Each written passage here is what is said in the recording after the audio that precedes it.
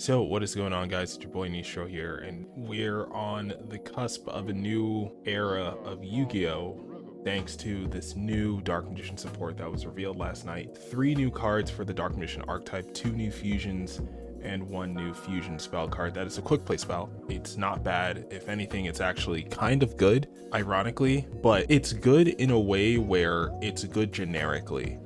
It's good in a way where you can play this stuff in just about any archetype that needs Omni negates as a way to give you more insulation going into your turn. But ironically, it doesn't do much for Dark Magician as a deck. And I'm going to get into that in a little bit. But essentially, this new Dark Magician of Destruction is just a Link 1 for the Dark Magician deck, which I guess is fair considering that Blue Eyes got a Link 1 in their structure deck. And although these tactical tri decks only give Dark Magician 3 new cards and Blue Eyes got about 6 new cards in their structure deck, this new Dark Magician stuff, the power scaling of it, I think makes up for the lack of cards that we got. For our first new card, it can take Dark Magician plus a lighter Dark Monster, but it can also be special summoned by banishing a level 6 or higher Dark Spellcaster you control during the turn a spell card or effect was previously activated. When I read this, my mind first went to Primite, because you're going to activate Roar, you're going to summon Dark Magician,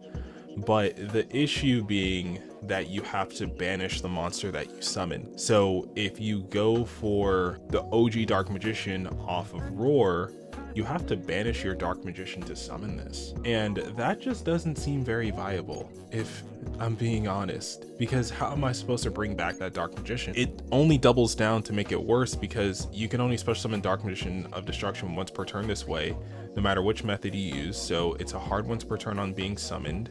It cannot be revived from the graveyard. So even though this card is setting up as a starter for Dark Magician, it doesn't do much for Dark like, it's not going to be a good follow-up piece unless you summon out another one. So yeah, and then its one effect is that if this card is special summoned, you could add Dark Magician or a card that mentions it from your deck to your hand, which is great because Magician's Rod and Illusion of Chaos and Magician's Circle, those deviate between spell or trap or monsters that mention Dark Magician, whereas this one is just any card that mentions Dark Magician.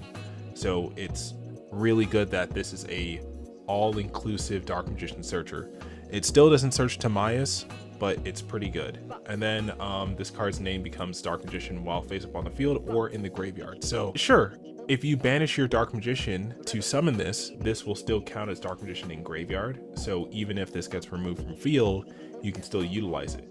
The issue being is that this cannot be summoned back off of Eternal Soul, and you can't use the Primite cards to interact with this. I mean, even if you could, this couldn't be summoned. So it's not like you're going to be looping this card. I would have rather this card say this card can only be special summoned once per turn and have like a must first be, because I feel like that would have been a lot better for the deck, because at least that way you could Eternal Soul, summon this back, and then keep gathering resources thanks to Eternal Soul even during your opponent's turn. But as it is, it basically works like a Link 1 when you resolve Lordy Load, or when you resolve Diabellstar. If you go wanted, summon Diabellstar, or if you go Diabell, set Deception, activate Deception, or if you go Deception, search wanted, search Diabellstar. All 3 of these cards are now 1-card starters for Dark Magician. That being said, this actually isn't a 1-card starter into the Dark Magician lines, but these are now 1-card starters that gives you access into the Dark Magician engine, but there is no lines that only uses 1 Dark Magician card still.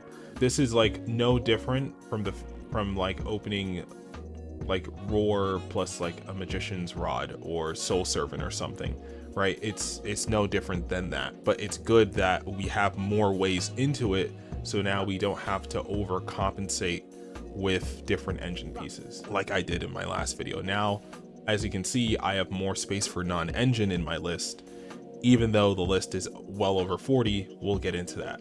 So the new spell card, which is the second most important new card, is a retrain of Timaeus. Now, they did not errata Timaeus to say Dark Magician or Dark Magician monster, because I feel like that would have been better. But it essentially, this works the way that the OG Tamias should have, where it targets Dark Magician or Dark Magician girl you control or in your graveyard, which is good because it can also utilize your monsters in graveyard, so you don't need to have one on field. And the fact that the fusion counts as Dark Magician graveyard will also make this live. Then you fusion summon a fusion monster from your extra deck using it as material by shuffling that monster back into the deck, but banish the monster you summoned during the end phase of the next turn, and this is treated as summoned with the Eye of Tamias. So it's a proper fusion summon, so you get to go for Dragoon. If the Dragoon gets removed from field, you get to revive it. You get to go for more niche fusions like Master of Chaos, who can revive light or dark monsters and can also has a sub effect to banish, you know, all your opponent's monsters. You have easy access into Dragon Knight, right? So now with this, we no longer need to play the monster Tamias, because we'll get us into some of our best fusion monsters without needing the 2-3+ bodies to make those fusions. So it's a good substitute. It's a good substitute for the OG Tamias, and it's better than going like -2, -3 to resolve a fusion summon with Tamias the United Dragon. Now, Tamias wasn't terrible because it was searchable, and you were able to go +2, +3 during your combo lines, so that sending cards to graveyard just to get this card out wouldn't be a big deal. But now you don't have to do all that. Now you can just go into this new fusion. This new fusion can give you access into this card, which just nets you a free Dark Magician fusion monster. And there's a lot of them to choose from, some really solid options. And there's even one more that is the final new support. So it takes Dark Magician or Dark Magician girl plus a Dragon or Spellcaster monster. But now that we have the Glare of Tamias, or excuse me, the Gaze of Tamias, we no longer need to really worry about the Dark Magician's monster's fusion material, which is great. So after this card is special summoned until the end of the next turn, it is unaffected by other card effects. And so because this says until the end of the turn, the way this is worded, it should be unaffected by the removal effect of Gaze of Tamias. So essentially, once you summon it, it should be able to dodge or to be unaffected by the banish part of Gaze of Tamias' effect. So when it battles during damage calc, it gains 100 attack for each spell in the graveyard or banishment. So this attack gain is permanent. If it battles multiple times, it can stack the attack points, but it doesn't have an effect where it can attack all monsters or something. So it's a little awkward and kind of underwhelming, but it does have a quick effect to pop spells and traps during the opponent's turn. Which, I mean, it's hard for me to imagine a situation where I'm going to want to summon this over other fusion monsters. Like, you know, you could be playing a second Dragoon, you could be playing, you know, the Dark Magicians, you could be playing Master of Chaos to clear boards, you could be playing Dark Magician Dragon Knight to protect your back row. It's just really hard to find, like, this could be like a matchup specific thing because of the spell and trap popping, or if you decide to play multiple Gaze of Tamias, you can summon out multiple fusions, so you can summon out both Dragoon and this. So like, let's say you don't have enough cards to discard for 2 Dragoons over multiple turns, then you can summon this, and because it doesn't require a discard, it could be a decent fusion to leave on field. If you're playing this as a Dark Magician deck, it's okay to keep this card around, but I think if you have no intention of playing like Dark Magician as an engine and you really only want to use the wanted engine to make an Omni Negate, then you don't need to worry about this card. So considering these 3 new cards, there's a lot of considerations that we get to make with how our deck gets to be built. First off is that Magician's Rod is no longer a staple at 3,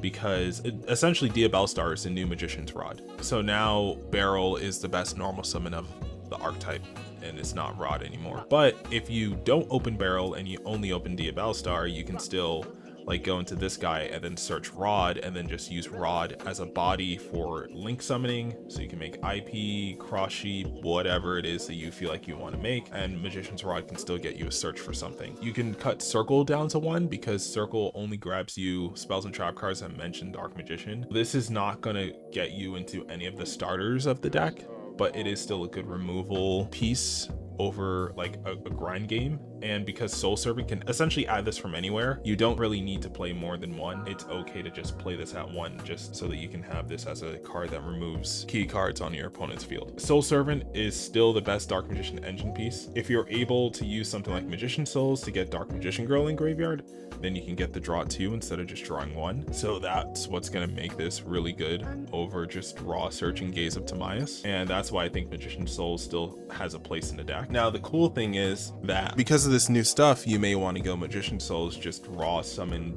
Dark Magician or Dark Magician Girl, just so that you have that body where if you have any spell card, you can just instantly make Dark Magician of Destruction, and this is going to be in graveyard. Then you can make Cross Sheep, and then you can use Cross Sheep to revive Magician Souls and still get Magician Souls best effect to still get your draws later on in the turn. So this working with the new stuff is essentially what Dark Magician is going to be doing now. You're going to be making 1 to 2 Omni Negates using the Azamina engine plus the new Gaze of Timaeus, and you're just going to be drawing into your non-engine. That's essentially the game plan of Dark Magician now. You can still rely on bonds between teacher and student and all of these other cooler cards of the Dark Magician engine, but a lot of these are a little too situational or a little too tricky. Now that we're not as focused on leaving Dark Magician on field, these may not be as good in the archetype compared to before, because bond between teacher and student was really only broken when the whole goal of the deck was to slap OG Dark Magician on field with Lordly Load, and then use the fact that Dark Magician was so accessible to resolve a bunch of Dark Magician spell and trap cards. Now it's go for a fusion, fusion goes for an Omni Negate, and fuck the rest of the Dark Magician engine, I guess. So it's not just Diabellstar or the Wanted engine pieces that are 1 card lines into destruction. You also have unironically, Ready Fusion is a Dark Magician extender because you get to go into Sandwich, and like I never thought there would be a day where Sandwich could be considered anything close to viable, but here we are. I mean, this card does have some crazy interaction in Yu-Gi-Oh! Eternal Duel of Soul, but that is like 2002 Yu-Gi-Oh! That's 23 years ago. You know what I'm saying? Like, the fact that this card could even come up in conversation this much later is insane. It comes ultra rare in Ghost from the Past 2, which is really funny because they didn't need to reprint an ultra rare in that set, but they just did. And since it's a Ghost from the Past set, this card's not gonna fucking go up in price. Let me see if Ready Fusion's anything crazy. No, Ready Fusions are still $1 and $2 each. So Ready Fusion isn't gonna be going anywhere anytime soon. It's not like Ready Fusion's gonna be the best way to get access into the Dark Magician engine, but if you can't afford the Lordly Loads, I mean, it's essentially the same thing as resolving Primate Roar, except you're not losing your Dark Magician in the process. And King Sark and Imseti. Cool thing about Dark Magician of Destruction is that he mentions spell card or effect. As long as you just use King Sark's effect to discard drop 1, you summon Imseti, which is a level 8 Dark Spellcaster, meaning it fulfills the condition for destruction. You can summon this guy, and he's also level 8. So if you want to go into another horse monster and then overlay both and then detach Dark Magician of Destruction so that it can be in graveyard for Gaze of Timaeus, that's also something you can do. So you can go for Zombie Vampire, you can go for the new Punk rank 8, because that one you just pay 600 and you draw 1 card. Depending on if it's your opponent's turn, you can probably go for some sort of like Breaker rank 8. It really depends on what you want to do. That is definitely a possibility. Now the deck becomes a little more interesting and a little more viable thanks to the streamlined design of Dark Magician of Destruction. So we were already playing Azamina stuff anyway, so now that we are vindicated, or sticking to this combination of archetypes is even better. I'd love to use the Diabellstar alternate arts in this deck because they fit so well with the theme of Dark Magician, but they, you know, Konami. On that note, I did take out Reclea because now it's less likely you're going to be sitting on the OG Dark Magician and more likely you're going to be sitting on Dragoon, which is still level 7 or higher spellcaster, but because he can't be targeted, you can't resolve Reclea, meaning that Morian is now the second best Simple Spoils card to go for. It is still a good card to send off of Magician Souls, because this card can reset itself if you control a level 5 or higher illusion, which means once you set up your either Rusialago or your Omni Negate with Sylvia, you can just reset this. So you can send this, so you can search this off Diabellstar, send this for souls, or send this for Hollowed Azamina, and then reset it. So it's just a better engine piece to have, and it's still a decent interruption. It's not a board wipe, but it can get a similar thing going. Dealing Book is having some problems with its replays right now, so we're gonna practice some of these combos live.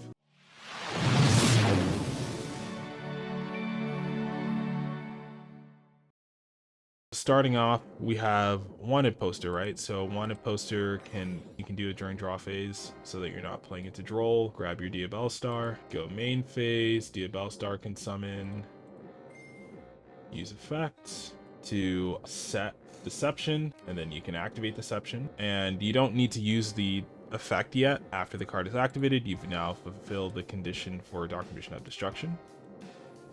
Now you can use Destruction to grab, you're going to search Magician's Rod. Then you can normal summon out Rod, add Gaze, and then you can go Deception, tribute off Destruction. You could add Hollowed. And at this point, you could go straight into Sylvia, or you can go into Rusialago, and Rusialago can search your Morian. Whichever you feel safer doing, but I guess we'll do the full line. We'll send special out Rusialago. Rusialago will activate, grab Morian, or if you already have Morian, you can grab another Wanted Poster for next turn. We can link these two off for either Cross Sheep or IP, but we're gonna go IP this time because there's really no benefit for going Cross Sheep. We're gonna go Hollowed Effects. Put this back to extra deck, put this back to hand, and then we can activate Hollowed again, send Morian, special on Sylvia, use Sylvia in graveyard, reset it, but it gets banished when it leaves field.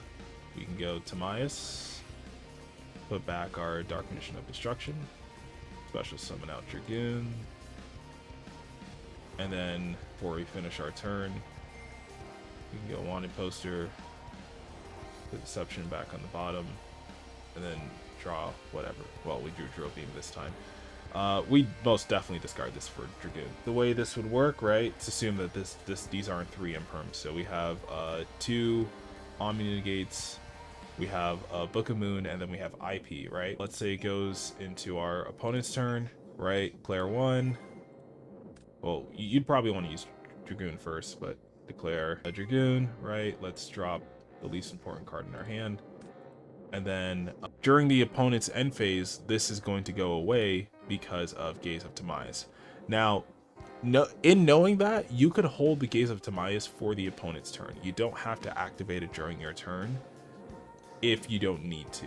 Let's say you wanted to activate it during your turn to protect your lines from being met with some kind of disruption. Then you can go IP here,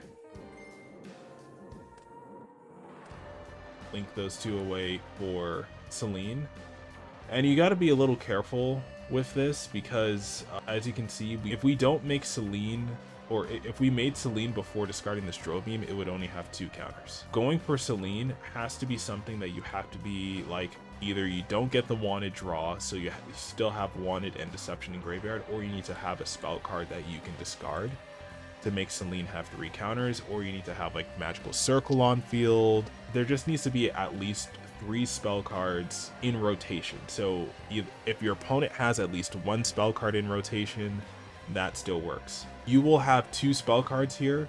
You just need 1 more between your opponent's and your own for Selene to get that 3rd counter. So that's something that you have to keep aware of. But, you know, in this scenario, we have 3 counters on Selene, and then Selene can immediately use its effect to revive Dragoon in defense mode in one of its link arrows. So now Dragoon is no longer affected by the end phase effect of Gaze of Timaeus, meaning this is staying on the field permanently. You may want to switch it into attack position when you get the chance, but because it is a soft once per turn as well, it will be able to negate effects as soon as it's back on field.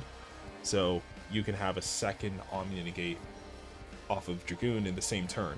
But that's assuming that you activate Gaze of Timaeus on your turn to insulate your plays instead of waiting for the opponent's turn. That's the line, or this would be the line off of Gaze of Timaeus. I guess for follow-up turn, it would be pretty awkward to get access to a spell card, so you'd probably just switch Dragoon to attack mode. Like, unless you drew a spell for turn. Okay, we did. So we drew a spell for turns, which was pretty lucky.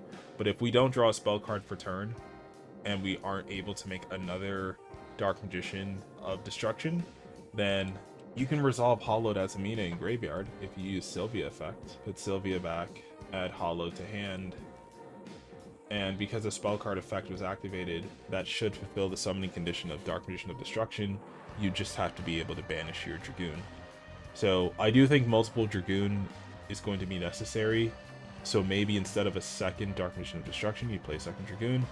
Or if you don't like any of these smaller fusions or other Dark Magician fusions, you don't have to play them. That's neither here nor there. You get a decent amount of follow-up. We've seen Wanted, so now I figured looking at what Deception can do, since, you know, we're going to be playing Mulcharmies most likely, and Charmies can be bricks going first, or if you draw them for turn going second, you can just, you know, Deception, send the one that you think is least relevant, and you can go straight into Hollowed. Right, activate Hollowed, summon Rusialago, and you have to summon Rusialago here, otherwise you don't really have a turn. And then you can go Rusialago to search for your Wanted, and then you can go Wanted, right, just like before. Go Diabellstar, because I was like, wait a minute, aren't I supposed to go Hollowed, chain Wanted? No. You can go Diabellstar by dropping another card from hand. Diabellstar can activate here, and this time we can set the Morian.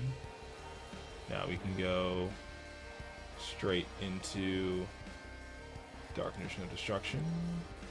Like, to be completely fair, we could make Sylvia before we go for this. Like, we could just, instead of keeping Rusialago on field, we could shuffle it back with Hollowed Azamina, and then go Hollowed Chainlink 1, Wanted Chainlink 2, search Diabellstar that way, so that Diabellstar is protected instead of Rusialago. But this, which is probably the safer play, you can do Hollowed, put this back, bring this to hand, activate 1, activate 2. This is going to bring Diabellstar to hand. Then Hollowed is going to send to special summon out Sylvia. And then, yeah, I discarded Perulia for Diabellstar, so that's going to summon. And then we reset the Morian. And we're still in the same place, except we have Sylvia as Omni Negate, so that's... It is better. It is definitely better.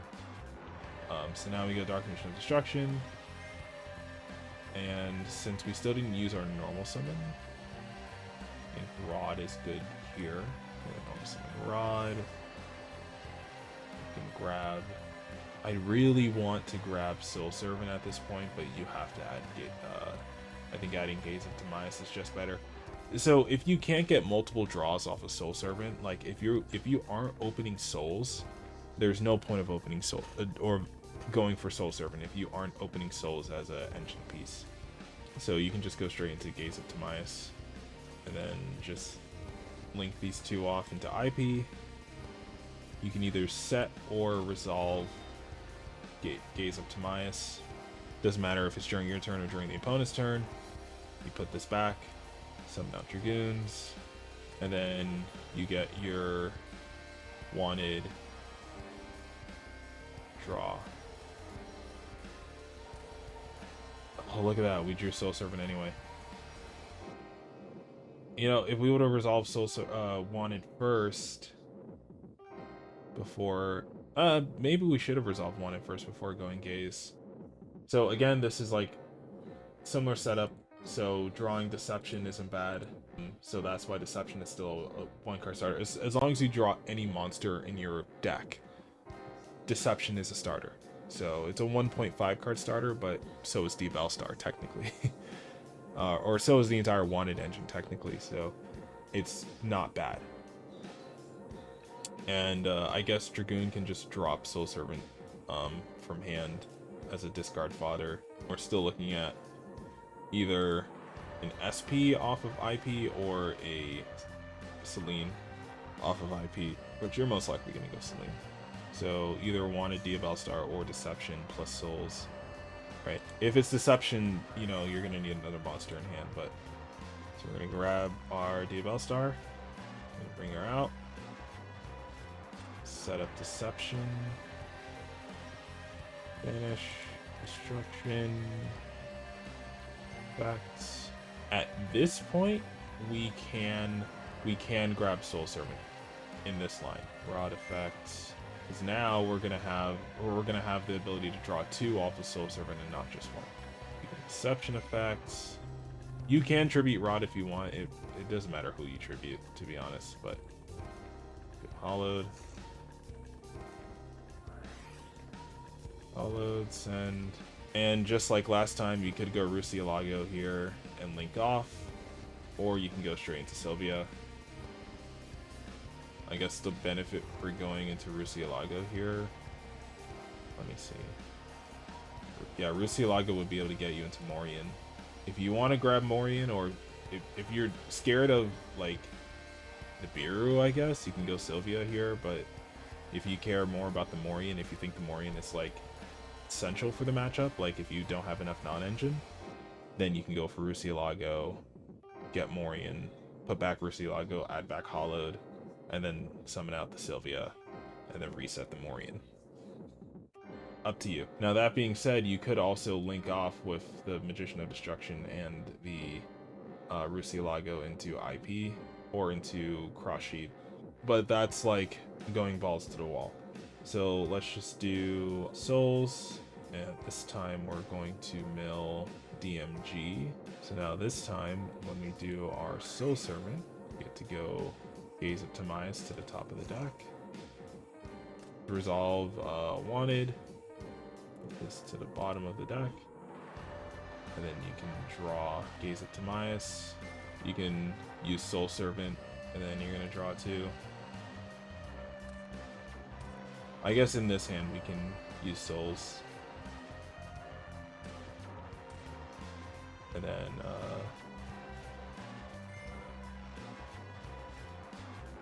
so yeah, resolve Soul Servant before you link off with the Magician Souls, so that you have the potential to draw cards that you can send off of Souls.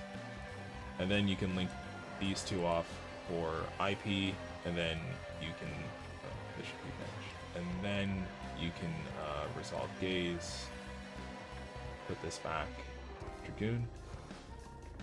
And again, come your opponent's turn, you just need 1 spell card, either on field or in the graveyard, so Celine can get that 3rd counter, so just be careful about that.